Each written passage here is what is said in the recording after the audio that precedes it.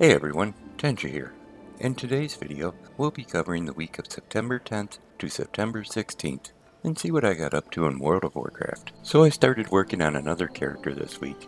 This is my third character to level so far this expansion, and this time I chose to do another warrior. So if you're keeping track, I now have 2 warriors to level 80 and 1 paladin. And so far, I've done all my leveling via questing, but I'm still having a pretty good time with it, so I'll probably just continue this route until it gets too boring. I've also been hitting delves pretty good this week. I started out on number 5s, and I was going to push up to 6s, but I think I'm going to hold off on them till next week, and I'll just do 5s this week. The 5s really are pretty easy though, but at this point I'm only doing 8 of them, just enough to fill up my vault, and maybe get a little gear out of it.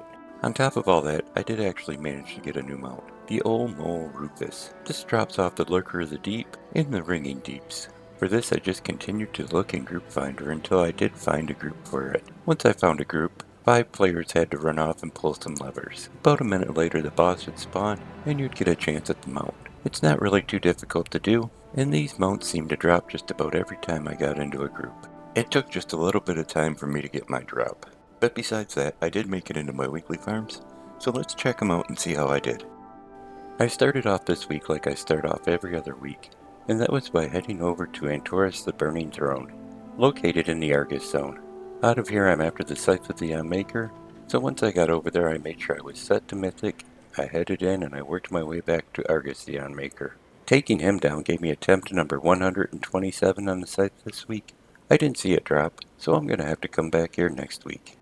Next up on my list I headed over to Ny'alotha the Waking City. Out of here I'm farming up the Ny'alotha Allseer.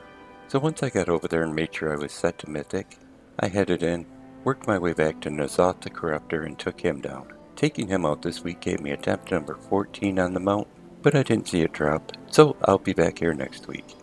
Next on my list was the Sanctum of Domination. Out of here I'm farming Vengence, and that drops off Sylvanas Windrunner.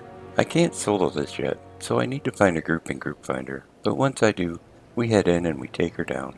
I got attempt number 22 on the mount this week, but I didn't see it drop. And in case you're wondering, I've been running my hunter through here because I'm after the quiver. I actually got the bow a little bit back, but the quiver has been avoiding me so far. Next up on my list was the Sepulchre of the First One. Out of here I'm after the Zareth Overseer, and for this you have to kill the Jailer on Mythic. This is one I can't solo quite yet, so I need to find a group in Group Finder, but once I do, we head in, we work our way back to the Jailer, and we take him down. Doing so gave me attempt number 25 this week. I didn't see it drop, so I'll be back here again next week. And in case you're wondering, this week's Transmog set is the Unrelenting Justice.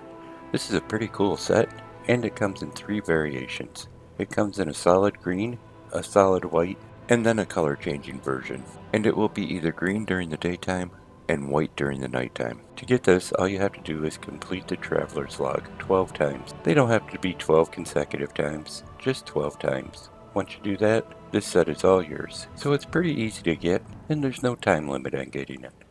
But hey, if you enjoyed the video, give it a thumbs up. You can click on subscribe. Thanks for coming by and watching it. I'm going to send a hi out to my best friend, and you all take care.